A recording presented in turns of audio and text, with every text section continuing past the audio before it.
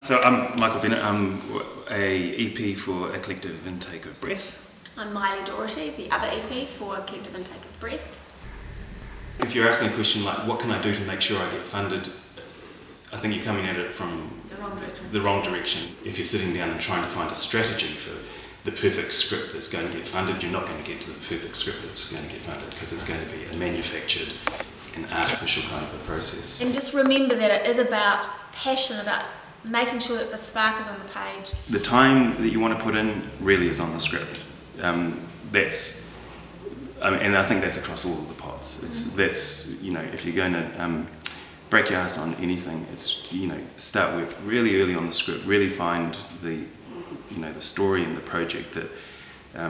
means something to you, and is going, because it means something to you, that comes through on the page, and it's going to mean something to us. One thing that came across last year was that sometimes the pairing between the director and the script wasn't quite right. So one thing that we certainly discovered was that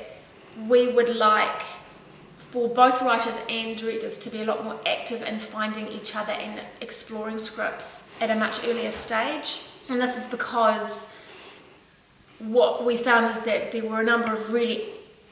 incredible directors that definitely were at this level and definitely were really worthy of being funded, but they were with scripts that just didn't really stack up. The films that we funded were stories that had to be told because it was burning inside both of the writers in different ways, and they were stories that the writers, you know, they were scripts that the writers would have written regardless. You know, they were scripts that were burning to be told. Because that comes out on the page, it comes out in the meetings. It's really clear for us to know who really has this burning passion and also has this kind of ability to put that on the page,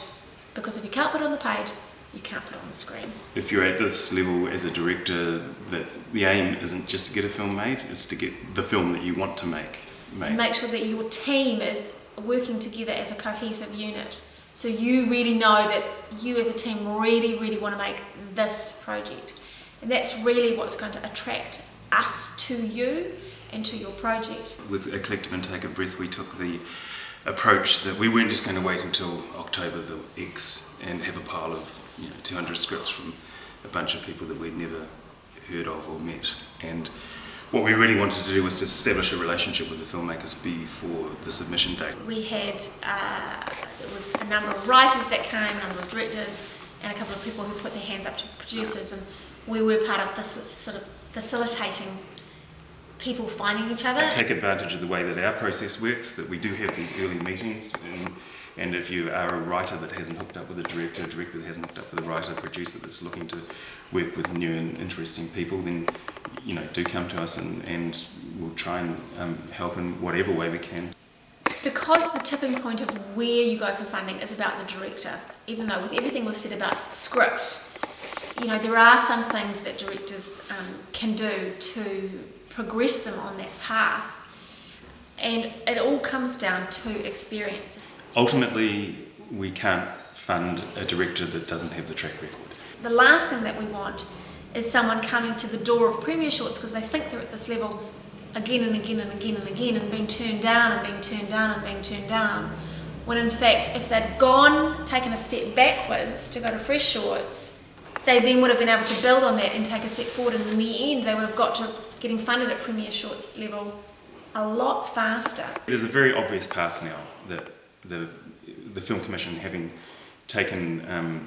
the initiative of the fresh shorts to the premiere level path, it's now, you know, there is a very obvious